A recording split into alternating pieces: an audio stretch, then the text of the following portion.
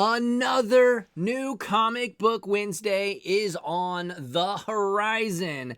And today I'm going to be sharing with you not only my full pull list, but I'll be sharing with you my top 3 most anticipated books in my pull list.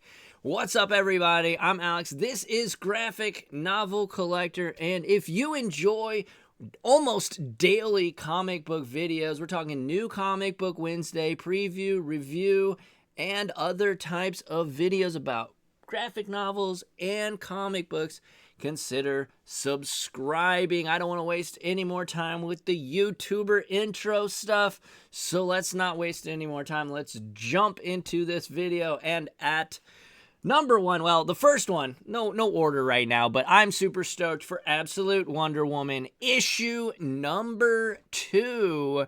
This is, of course, by Kelly Thompson, artist Hayden Sherman, and the colorist Jordi Belair. Issue 1 was an awesome book that we basically just got the origin of this new Wonder Woman. She is from hell. She has an awesome, badass hell steed and an incredibly large and just awesome buster sword. She was fighting these like hell spawn, I don't know, they were flying things. I don't know. It was awesome. We got a really emotional telling of how she became the person that she was, and I hope that continues, and we can kind of expand the lore. I hope this issue expands the lore, and we actually get into the meat of the matter of what this series is actually going to be about. So that being said, I'm super stoked. This is a 32-page comic book for $4.99. Of course, this is from DC Comics, part of the All In initiative. I'm excited. I really want to see how this does. It says Gateway City has never seen anything like Harbinger Prime, the enormous ravenous monster that has just risen from the depths of the ocean to darken its shores. The Harbinger has never seen anything as unstoppable as Diana, Princess of the Underworld. So I'm super stoked for this. But moving on, we have The Amazing Spider-Man issue number 62. This is the second issue in the arc of the 8 Deaths of Spider-Man. This is Legacy issue number 956, 28 pages for $4.99. Writer Joe Kelly and artist Ed McGuinness. The first issue of this I thought was pretty darn solid. Definitely a huge upgrade from the previous run. Thankfully, we don't have to think about that. We can just kind of block that run out of our memories forever. But Joe Kelly's a good writer, and Ed McGuinness is an insanely talented artist. Last issue, we saw Dr. Doom give these, I forget what they were called, but they were like basically these little scrolls where Peter Parker, Spider-Man, could cash them in when he dies. But basically, he has to go through these 8 different folks, and he's got to basically stop the 8 faces of the next scion of Krytarak. Help me. Let me know in the comments if I'm butchering that. But that's right. The God Spider-Man faces the patron of Juggernaut in this one. Juggernaut is about 10 times more powerful than Spider-Man, with only a fraction of Cytrak's power, to quote a wise philosopher. And in the last issue, Spider-Man got this really dope new uniform, new outfit, new costume, whatever you want to call it. And yeah, he kind of looks like a Sorcerer Supreme of sorts, where he's got a cape and everything. So, and it's metallic. It looks really cool. I like it. First issue of this arc was really fun, and I am looking forward to issue 62, the second issue of this run by Joe Kelly. Next up, though, we have Feral, issue number 8. This is, of course, by Image Comics. This is a $3.99 book. Doesn't tell us how many pages, but this series has been really good. I've really enjoyed it. Tony Fleece is the writer, and artist Tone Rodriguez, along with Trish Forstner, colorist Brad Simpson. So this series has been awesome. It's basically a mashup of a zombie movie if all of the characters involved were cats. In the last issue, Elise, we saw Elise and the gang. They at the very last page, they got taken to a home and kind of saved from this rabies infection that's happening across the entire book. And let's just read more animal horror from the masters of pets exploration. Elise is reunited with an old friend in a creepy shack deep in the rabies-infested forest. Is this place a sanctuary at long last, or is a house of dark secrets? And what exactly are the cats living here, hiding from Elise? Pray she never finds out. Okay, so yeah, in the last issue, some kittens, Elise's kittens, kind of stirred up a rat's nest, and that made them flee where they were. So they had to run away, and they got scooped up by a human, and they took them to this house. And again, on the last page, was reunited with a friendly face. So yeah, no, this episode, our last issue rather, was awesome. I really, really enjoy this, and I am definitely going to get the poster edition of this if my comic shop has it. I've been trying to collect all of the horror movie themed issue covers. So yeah, but yeah, this has been an awesome book and an awesome series. Moving on, though, we have Grommets issue number 6. This is the penultimate edition of Grommets. This is by Image Comics, and this is by Rick Remender and Brian Posehn. So co-writing that, and then Brett Parson on the art, and then colorist is Moreno Denincio. So yeah, only 1,000 pulls on this on League of Comic Book Geeks, but this series has been awesome. If you grew up in the 80s or even in the 90s, I think this book is gonna speak to you. These group of skater punks just trying to have a good time, and in the last issue they were having a house party, and it looked like our protagonist Rick was about to hook up with one of the girls that he likes, and and has been one of the ongoing characters. And then these jocks showed up and just absolutely beat the crap out of Rick, and it was bad.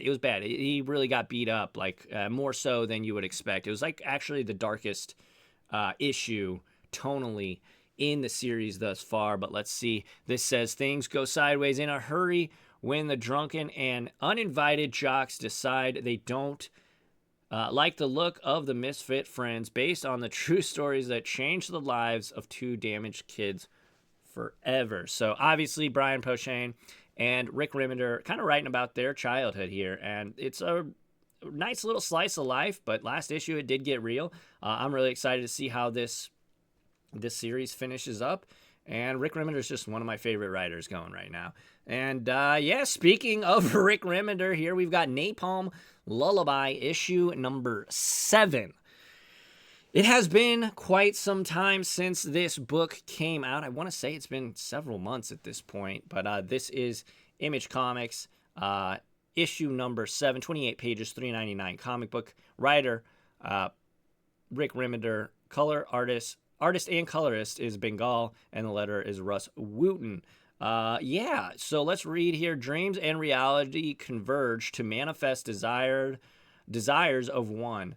Desires that will be inflicted upon all of us. Is it possible to shape a world that works for everyone? So basically in this story, you have the basically this church, and what they say goes. And basically the God in this story is like a living being, and I don't know, Rick Remender has a really I don't know, his worldview comes into play in his comics a lot. And if you don't like some of the themes that he might be presenting in this book, where he's these main characters are questioning the faith and religion of the world, because basically they've kind of turned this world into basically you believe in this God or you basically don't get to exist.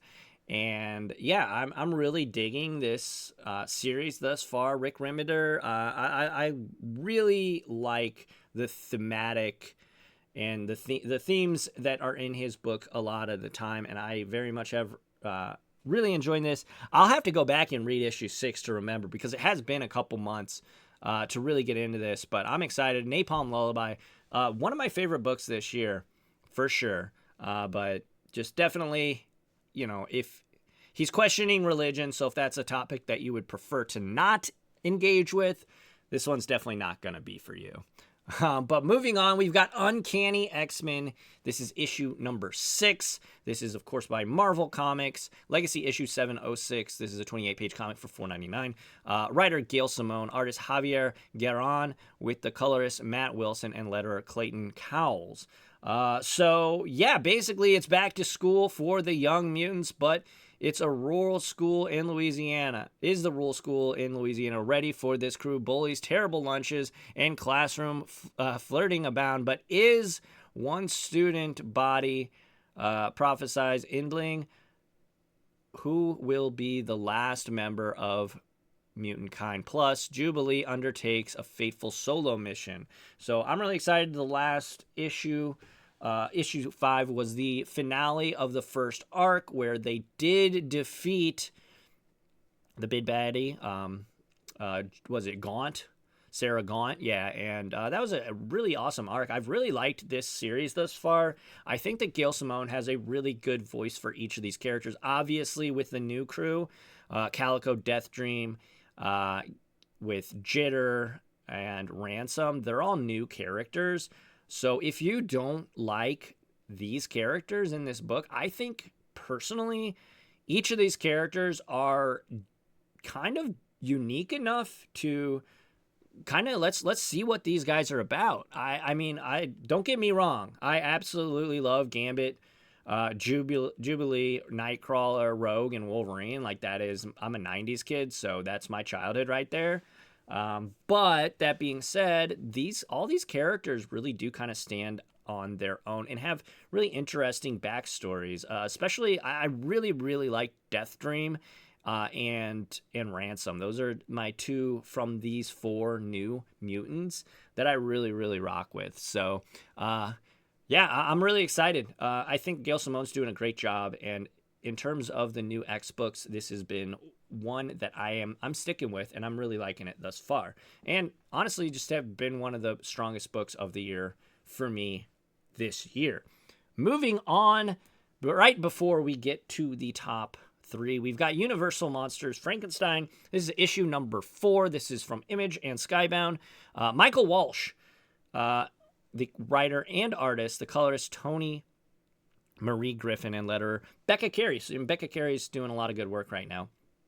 But behold, the final confrontation between Frankenstein and his creation. But who is the real monster? 32 pages, $4.99.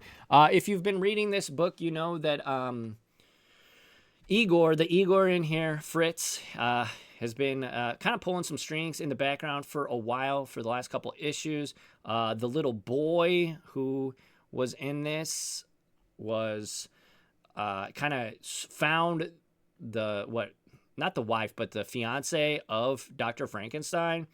And yeah, kind of raising some questions. Maybe the marriage might not go as well as we'll have to see. I'm really excited. This series has been awesome. And Michael Walsh is writing another book called Null Hunter, and I've really enjoyed his work this year. I don't know many of his other credits. Let me know in the comments section if you have any other Michael Walsh books that are standouts that you really like. But I've never really heard of Michael Walsh before this year, so I'm really, really enjoying not only Frankenstein, but also Null Hunter. So let me know, though, in the comments if there's any other books by Michael Walsh that I should be checking out. So, yeah. But before we get to the top 3, I do want to say, if you're enjoying this content, if you like weekly comic book and graphic novel content, make sure to subscribe, hit that notification bell icon, and set it to all so you don't miss out on content like this. I'm approaching 600 subscribers, so that is awesome. I appreciate everybody who's been rocking with me. Again, like this video. I love getting feedback, but not only feedback, I love chopping it up with you, talking comics in the comments below. And feel free to check me out on Instagram, Graphic Novel Collector YT over there, and follow me on League of Comic Book Geeks, and that'll kind of give you a preview of what I'm picking up each and every single week. You can check me out there. That link is in the description below. But let's get to the top 3, and we have Teenage Mutant Ninja Turtles issue number 4. This is by IDW. This is a 28-page book for $4.99. The writer is, of course, Jason Aaron, artist Chris Berman, and colorist Brian Reber. So we are finally getting to where all of the turtles are going to be together, and it looks like Donnie is in maybe being held captive. Let's read the little blurb here. Chris Burnham returns to art duties in this issue as we finally learn the fate of Donatello, trapped in a mutant zoo and forced to fight rich men looking for a thrill. His mind is still broken since we last saw him. As mysterious forces gather against him, can Donnie gather himself to defeat these enemies and set himself free? Superstar writer Jason Aaron continues exploration of the individual Teenage Mutant Ninja Turtles, setting the stage for their reunion. So basically every issue we've been seeing each turtle really coming together as one. In the first issue, we saw Raph. He was in prison. He escaped. In the second issue, we saw Mikey living out the superstar movie star life in Tokyo. And then in the last issue, we saw Leo kind of living a life of solitude I forget where exactly it was, but it was a really awesome issue. The first 3 issues have been great. I was a bit afraid that this series was going to just be too slow paced, like introducing the turtles like where they are now, style, issue by issue, was a risk, but I think Jason Aaron stuck the landing here. Let's see how this issue goes, but thus far, I have full confidence in Jason Aaron to stick the landing with this 4th and final issue of the kind of intro. And yeah, I've really liked the issues. Some might say that, you know, why do we have them broken up in the first place? We will see how this one turns out. I'm really excited to actually get this series started proper and hit the ground running into the next arc. But yeah, Teenage Mutant Ninja Turtles, fun read. I've really enjoyed it thus far. But moving on to number 2, we've got Detective Comics, issue 1091, of course, by DC Comics. This is a 40-page comic book for $4.99. Writer Tom Taylor and artist Mikhail Janin. The first issue of this arc was in the previous issue, and basically it recontextualized Joe Chill. Basically, what had happened was Thomas Wayne, when he was younger, obviously a doctor, saved Joe Chill, not knowing how their fate would converge that, fateful night in the alley, in Crime Alley. But this might recontextualize and give Bruce a kind of a different outlook on how his murder happened. I'm really excited because that means that he might, Batman's been criticized not only by fans, but even other people in the DC universe, why he doesn't just finally kill the Joker. It's okay to have the no kill rule, obviously. That's great, but I mean, you can't really, there's not much of an argument why not just kill him. So maybe this new revelation once Bruce Wayne finds out, we'll see. There's a lot of implications here. I thought the first issue of this new run by Tom Taylor was really, really good. So in this issue, it looks like Batman, Asima, Harvey Bullock, and Joker are all going to play a part in some form or fashion. Obviously, Batman's going to be in his own book. But when we last left Bruce Wayne, he was offered a mysterious youth serum known as Sangral. The promises to rejuvenate the body and mind, making him as strong and as nimble as he once was. But can he possibly accept the strange gift? Meanwhile, the sinister scalpel-fingered villain known as Asima stalks the shadows of Gotham, slaying small-time criminals with surgical accuracy. But what is the purpose of these murders, and how do they concern the Dark Knight? I'm really excited. This Asima character looks pretty awesome. I really like the character design. If you saw it in the first issue of this run thus far. Really, really cool. And yeah, I'm really excited. Detective Comics seems to be awesome again, and I'm here for it. I'm here for it, and I'm here for a shakeup of Batman's foundation. I think we all know Batman to his core, and I think a shakeup could do him some good. Moving on, though, to the number one most anticipated book on my pull list this week, we have Justice League Unlimited, issue number 1, of course, by DC Comics. This is All-In Initiative, of course. This is by Superstar Team, Mark Waid and Dan Mora. Mark Waid, writer, of course, Dan Mora, one of the best artists in comic books. And colorist is Tamara Bovillian. Sorry, I butchered that. But yeah, this is basically spinning out of the All-In special, where basically Justice League Unlimited, instead of having a small, 6 or 7 people in the Justice League, they're basically going to use every single character in the DC universe to be in the Justice League. And they did a cool initiative where you got actual physical cards as you bought the comic books. I really, really love this.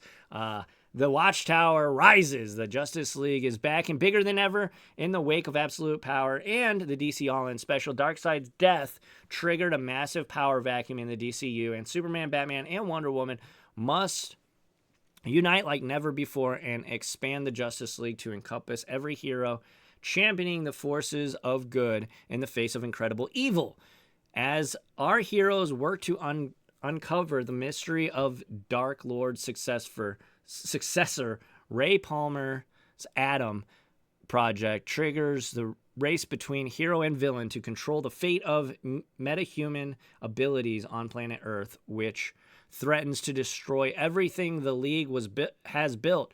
Worlds will live, worlds will die, and a surprise is waiting in store on the last page. Do not miss out the dawn of a new era of Justice League. It all begins here. I'm expecting they're going to be a pretty decent-sized death. So with that reveal, Dan Mora and Mark Waid obviously have worked on other books before. Batman Superman World's Finest was awesome. I've only read like 4 trades. I'm looking behind me because I have the books there. But yeah, this looks to be one of the best books for DC moving forward. And look, the cast of characters in this thing is just massive, dude. I don't read these descriptions before I do these videos, just because I don't want to give up too much of the story or the plot. But yeah, no, I'm really excited. I'm really excited for Justice League Unlimited. So yeah, that's all the books in my pull list this month, or this week rather. Thank you all so much for watching. If you enjoy this one, again, let's chop it up in the comments section below. And of course, subscribe. As I said, I'm marching towards 600 subscribers. Thank you all. Thank you all so much. That's really amazing. I love the community that we're building here. And again, you can follow me on Twitter or on Instagram. Twitter is Les Alex. Instagram's Graphic Novel Collector YT. And you can follow me on League of Comic Book Geeks if you want to interact with me more and see my reviews, my written reviews of a lot of the books. I don't do written reviews on every single book that I read, but I do them on some of the books that I read that I put into, and that becomes the bones of each review video that I make. Anyways, I'm rambling. Thank you all so much for joining me. And until next time I see you, I will catch you all on the flippy flop. Keep reading comics, keep collecting comics, and I'll see you in the next one. Adios.